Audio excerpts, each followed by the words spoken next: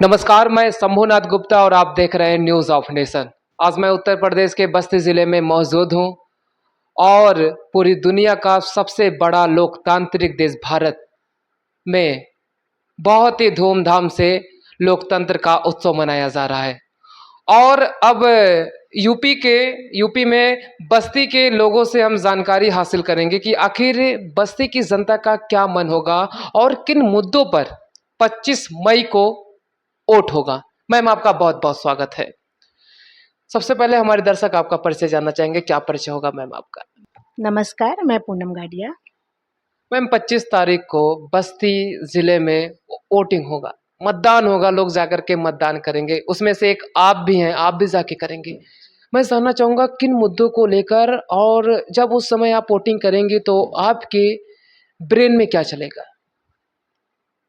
देखिए, हमको सबसे पहले तो जो देश का राजा हो, हमें ऐसा चुनना चाहिए कि जो पूरी तरह से ईमानदार हो और अपने देश की जनता के विकास के लिए कार्य करे और विकास के लिए जो भी योजनाएं बनाते हैं, उस पे पूरी तरह से कार्य करे।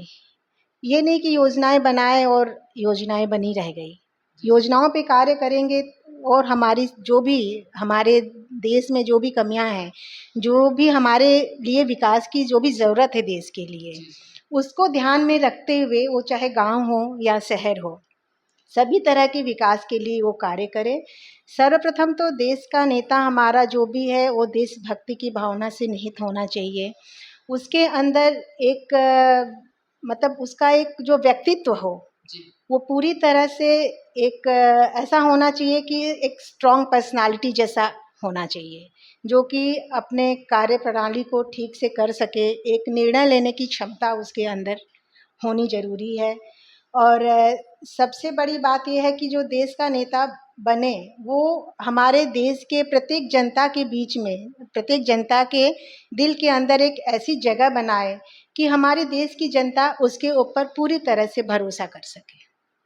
मैम, आप अपने नेता से क्या उम्मीदें रखती हैं?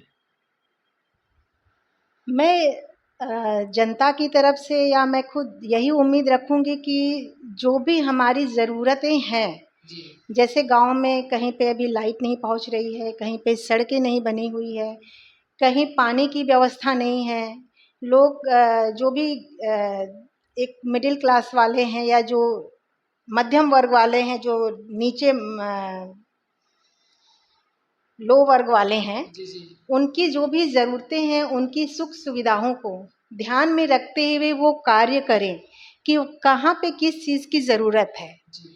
तो जो भी हमारे यहाँ पे हमारे जो भी नेता बने या हमारा जो भी शासक बने, मैं यही उम्मीद करूँगी, यही चाहूँगी कि वो सभी व्यक्तियों का पर्सनली ध्यान रख के उस चीज़ के लिए वहाँ पे कार्य करते रहें, जिससे सभी जनता के मन में एक उनके प्रति प्रेम की भावना हो और अपने जो भी उनके दिक्कतें हैं, परेशानियां हैं, वो दूर होती रहें। अच्छा, लोकतंत्र का सबसे बड़ा उत्सव चल ही रहा है। महिलाओं के लिए सरकार क्या सोचे? आप क्या सोचते हैं कि मैं एक महिला हूँ और महिलाओं के लिए सरकार को क्या करना चाहिए? देखिए, वैसे तो हमारे शास्त्रों में महिलाएं पूजनीय हैं।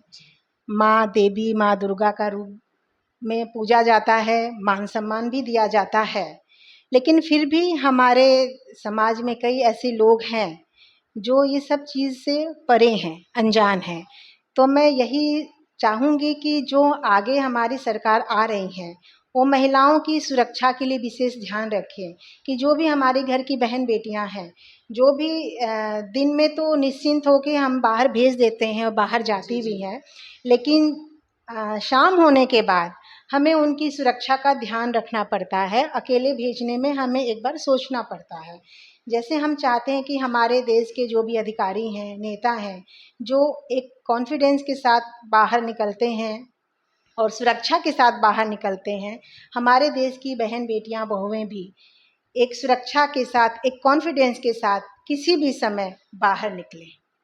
मैम, मुझे एक जानकारी आपसे और चाहिए।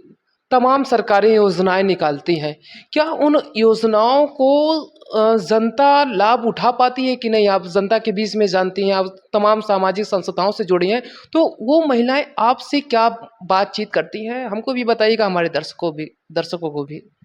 जी, जैसे मैं भी संस्था से जुड़ी हुई हूँ और इस फील्ड में जो भी थोड़ी बहुत सेवा हो पाती है, करती हूँ, करने की कोशिश भी करती हूँ।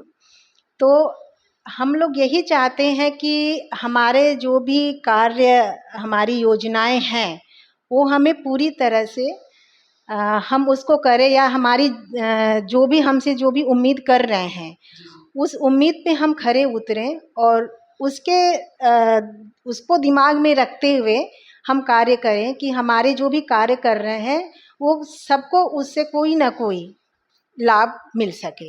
इस तरह से हम कार्य करना चाहते हैं और हम भी अपनी सरकार से इसी तरह के कार्य की उम्मीद करते हैं कि वो पूरी जनता को ध्यान में रखते हुए पूरे प्रशासन को इस चीज़ के लिए अलर्ट करना चाहिए, अवेयर करना चाहिए। जो भी सरकारी योजना निकालती हैं वो आगे आती आती आती आती वो एक तरह से बंद होती जाती हैं। तो यही चाहती हूँ कि सब लोग, चाहे हमारा प्रशासन में हमारा जो भी मुखिया है, वो उनके साथ जो भी काम कर रहे हैं, जो भी अधिकारी हैं, जो भी नेता हैं, वो इस कार्य को पूरी तरह से अंजाम दें और पूरी तरह से एक देशभक्त बन के सभी कार्यों के ऊपर वो अपना काम करें, उनको फोकस करके जनता की सुविधाओं का ध्यान में रखें। मैम, बस्ती के बारे में आपका क्या ख्याल होगा कि बस्ती की आप निवासी हैं और एक बस्ती को कैसा होना चाहिए, मैं जानना चाहूँगा। देखिए, बस्ती में बहुत सी कमियां हैं जो कि हम लोग को अपनी रूटीन ज़िंदगी में, रूटीन रोज़मर्रा वाली लाइफ में उस चीज़ की हमें काफ़ी कमी महसूस होती है। जैसे यहाँ पे अगर हम कभी बाहर निकलना चाहते हैं तो कुछ है नहीं। मैं ये चाहती हूँ कि सरकार कम से कम यहाँ पे एक पार्क बनाए, या हम लोग को कभी वॉकिंग करने का मन होता है तो यहाँ पे कुछ है नहीं। तो हम लोग की एक ऐसी सुविधा हो कि हम कहीं शाम को निकल के वहाँ पे वॉक कर सकें, या फिर कभी साथ में अपने दोस्तों के साथ बैठ के वहाँ कुछ टाइम स्पेंड करें। और एक जो कमी बस्ती की सबसे बड़ी मुझे अखरती कि यहाँ पे जैसे गंदगी बहुत रहती है।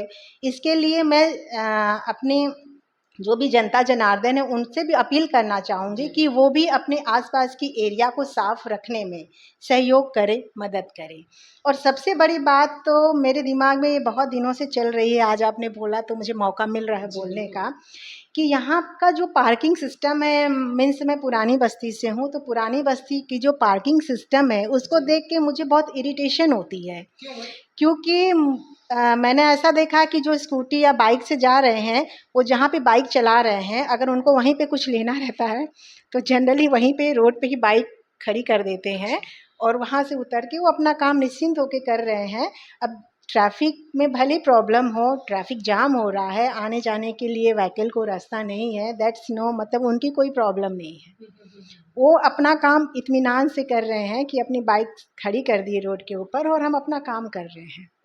तो इस चीज़ से बहुत तकलीफ होती है और इस चीज़ से इतना ट्रैफिक जाम हो जाता है कि जो कि नहीं होना चाहिए। अगर हम अपनी गाड़ी या बाइक को साइड में थोड़ा सा पार्क करें, जितनी भी जगह है, तो शायद ये ट्रैफिक सिस्टम सही हो जाएगा। तो ट्रैफिक जाम की समस्या से हम काफ़ी हद तक 50% बच सकते हैं।